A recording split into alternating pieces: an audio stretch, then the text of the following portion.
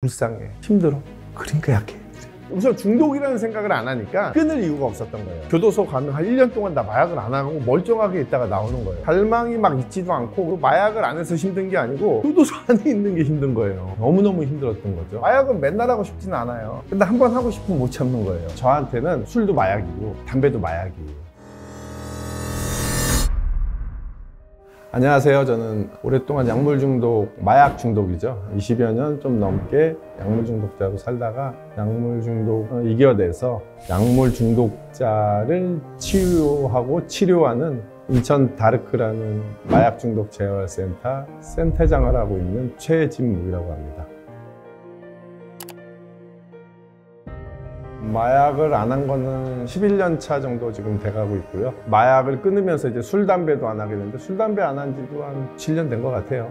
중독성 물질, 마약뿐만이 아니고 중독성 있는 물질을 지금 다 안 하고 있다고 보시면 되는 것 같아요. 저한테는 술도 마약이고 담배도 마약이에요.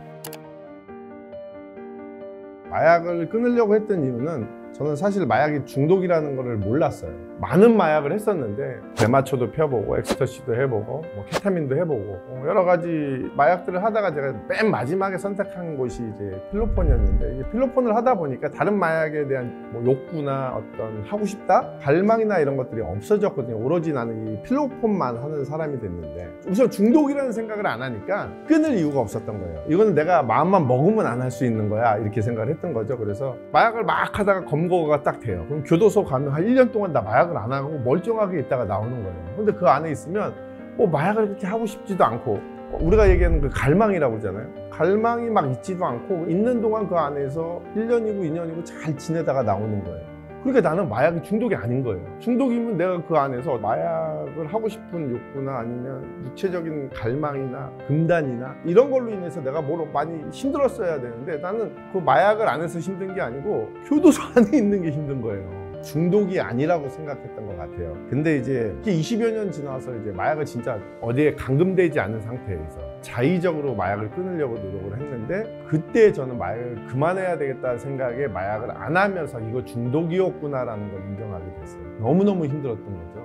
마약과 술, 담배의 차이점은, 마약은 맨날 하고 싶지는 않아요. 근데 한 번 하고 싶으면 못 참는 거예요. 처음에 생긴 거는 일본에서 생겼어요. 일본에서 저 같은 한 약물 중독자가 1985년도에 교도소에서 출소해서 지금 제가 운영하고 있는 공동생활가정 형식의 약물 중독자 2명하고 같이 살기 시작을 해서, 지금은 일본에 그게 90여 개가 됐어요. 그래서 한 2천여 명의 약물 중독자를 케어를 해요. 민간시설에서. 당시 저희 1세대, 저처럼 회복했던 1세대 선생님 중에 한 분에게 4천만 원을 줘요. 일본의 그 약물 중독자 센터장들이 돈을 모아서 2012년도에 서울에 1호점이 생겼고, 2019년도에 경기도에 두 번째 생기고, 제가 인천에 2021년도에 만든 거죠. 저희는 약물 중독자들끼리 모여서 사는 공동 생활 가정시설이라고 보시면 돼요. 저한테 너 꿈이 뭐니? 이렇게 물어보면 저는 평생에 제 꿈이 없었어요. 근데 그렇게 사회복지사에 발을 내딛고 그 안에서 막 일하다 보니까 마약대치운동본부에서 하는 회복상담사가 돼볼까? 라는 꿈이 생겼고, 그 꿈을 이뤘더니 그럼 영리병원에서 상담사로서 대한민국 1호로 한번 일해볼까? 그 꿈을 또 이뤘어요. 그 꿈을 이루니까 더 큰 꿈이 보이는 거죠. 그래서 센터를 해볼까? 그 센터를 또 이뤄낸 거예요. 그러니 지금은 또 이 꿈이 생기는 거죠. 그럼 넌 뭐 할 거니 이제? 저는 저 교도소에 있는 많은 중독자들이 있거든요. 저같이 오랫동안 마약 중독으로 겪었는데 재활에 성공하지 못해서 왔다 갔다 하시는 분들, 이분들을 위한 센터를 만들고 싶어요. 전국에 다르크 협회를 통해서 30개, 40개 만들어서 그들이 같이 재활하고 회복할 수 있는 그런 터전, 놀이터를 만드는 게 지금은 저희 꿈이에요. 사람이 드라마틱하게 변한다는 거죠. 누구 말도 안 들어요. 부모 말도 안 듣고 친구 말도 안 듣고 아무 말도 안 듣고 내가 미친놈이라고 얘기를 해요. 왜? 남의 말을 듣질 않아요. 중독자들을 보면 다 똑같아요. 어떤 게 똑같냐? 남의 말을 안 들어요. 내 말만 해요. 그리고 소통이 된다고 얘기를 해요. 그리고 상대한테 왜 내 말 안 들어주느냐고 막 그래요. 미치광이로 사는데 얘네들이 변해서 어느 순간 완전히 다른 사람이 되는 거예요. 그러니까 부모님들이, 어떤 부모님들 우리 아들 아니라고, 내 아들 맞냐고 할 정도로 사람이 딱 변해요. 엄청나게 보람을 느끼죠.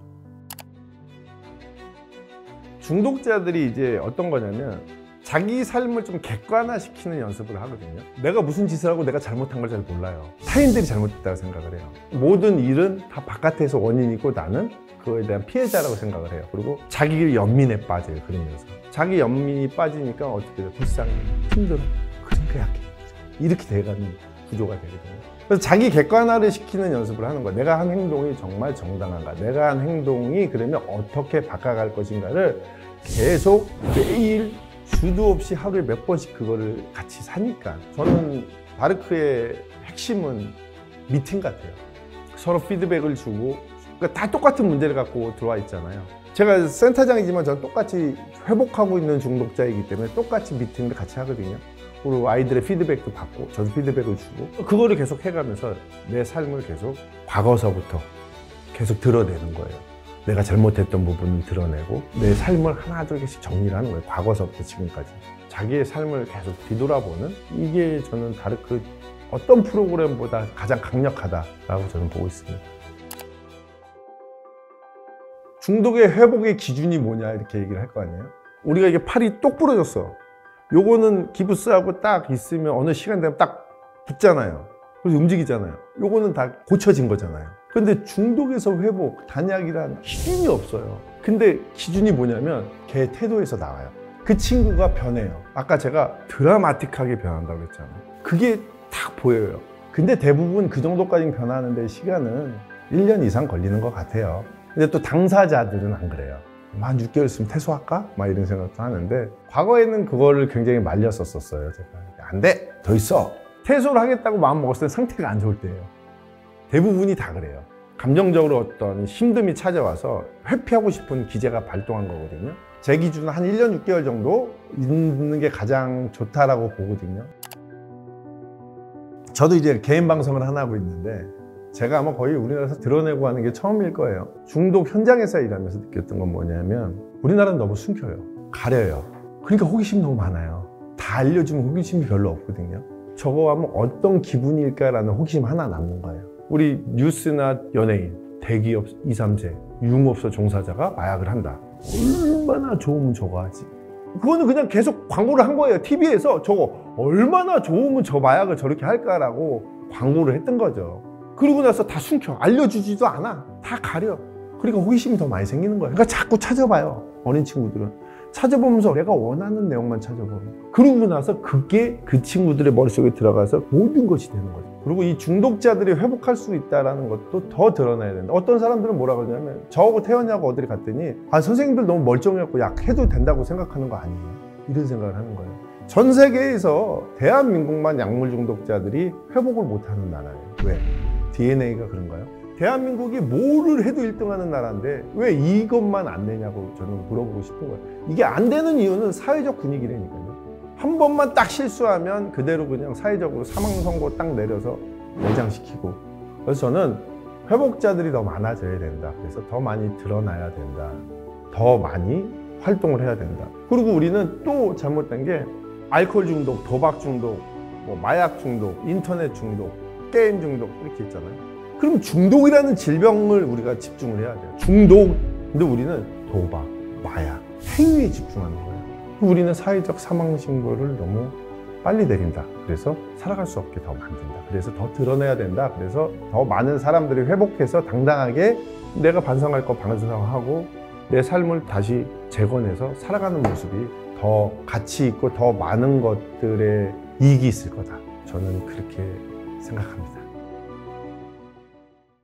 누가 책임져요? 중독이란 질병의 핵심은 마음의 병이라는 거죠. 인간의 욕망. 지금 갑자기 20대들이 마약하는 사람들이 많아진 이유가 문화적인 거잖아요. 근데 우리 사회에서는 마약 중독자를 교육으로 끊을 수 있다고 생각을 해요. 기소유예 교육을 시키고요. 집행유예를 받아도 교육을 시켜요. 진짜 중독자들은 그러면 어떡할 거냐. 그럼 그들을 위한 치료 세팅이 필요하잖아요. 그게 전무하다는 거예요. 중독된 사람이 다시 약을 원할 때 기존에서 막는 어떤 역할을 해주는 백신이 준비된 것 같은데요. 저는 사실 별로 신뢰하지 않아요. 아까 얘기한 것처럼 못 끊는 사람이 없어요. 안 끊는 사람만 있는 거예요. 마약의 무서움을 모르든지.